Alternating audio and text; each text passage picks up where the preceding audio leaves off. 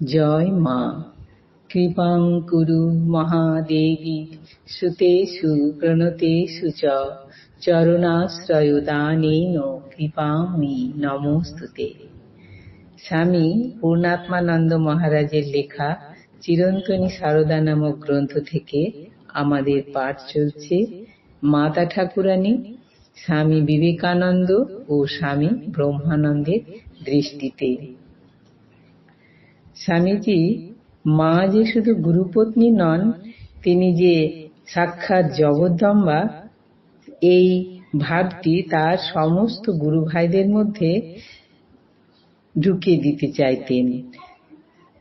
আর যে মাকে খুব ভক্তি করতেন, স্বামীজি তার উপরে খুব সন্তুষ্ট হতেন।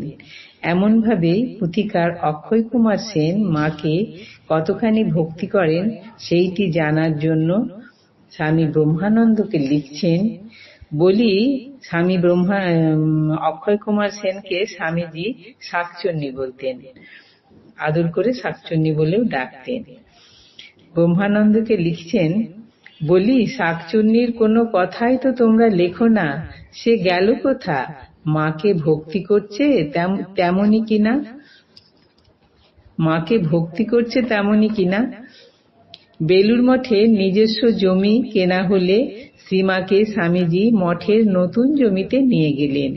স্বামীজির দেওয়া নববস্ত্র পরিধান করে মা চেয়ারে বসলে মাকে ষষ্ঠাঙ্গে প্রণিপাত করে স্বামীজি অশ্রুপূর্ণ লোচনে করজোড়ে বললেন, মা, এতদিনে আজ আমার মাথায় যে বোঝা ছিল তা নেমে গেল।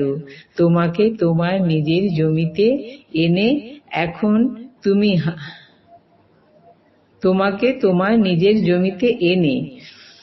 এখন তুমি হাঁপ ছেড়ে চারিদিকে বেড়াও, ঘুরে ফিরে দেখো। স্বামীজি জানতেন মঠের নিজস্ব জমি শ্রীমায়ের প্রার্থনার ফলশ্রুতি। 1890 খ্রিস্টাব্দে মা বুদ্ধগয়া দর্শন করেছিলেন।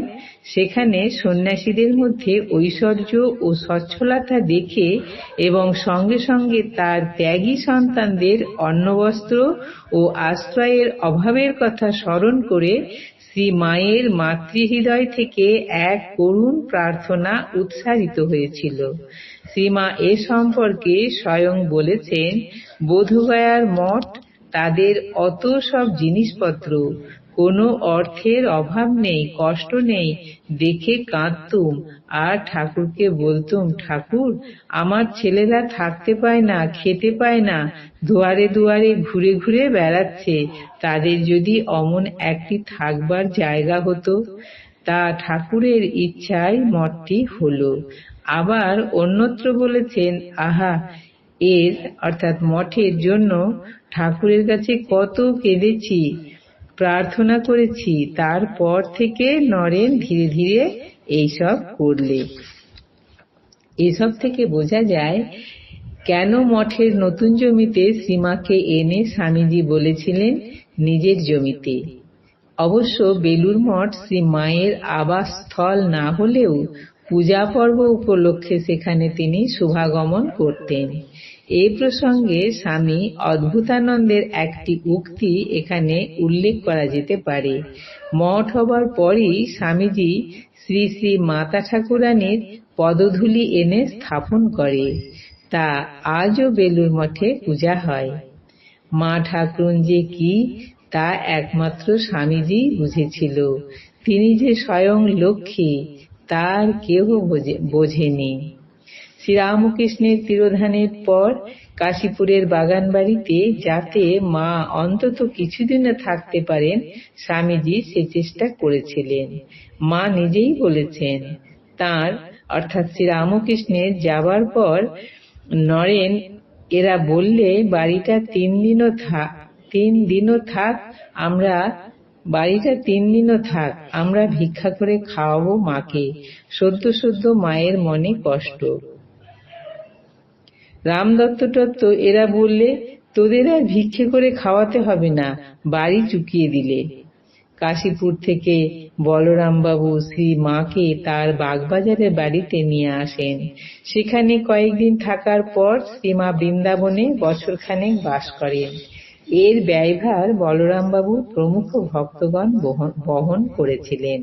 কিন্তু বৃন্দাবন থেকে ফিরে এসে শ্রীমা কামারপুকুরে চরম দারিদ্র্যের মধ্যে বাস করছিলেন। রানী রাসমণির দৌহিত্র এবং মথুরাবাবুর পুত্র ত্রৈলোক্যনাথ বিশ্বাস শ্রীমাকে মাসিক 7 টাকা করে দিতেন, কিন্তু কয়েক মাস দেওয়ার পর শ্রী মায়ের বৃন্দাবনে বাসকালেই কালীবাড়ির বিনু খাজাঞ্চি ও অন্যান্যরা ওই টাকা দেওয়া বন্ধ করে দেয়।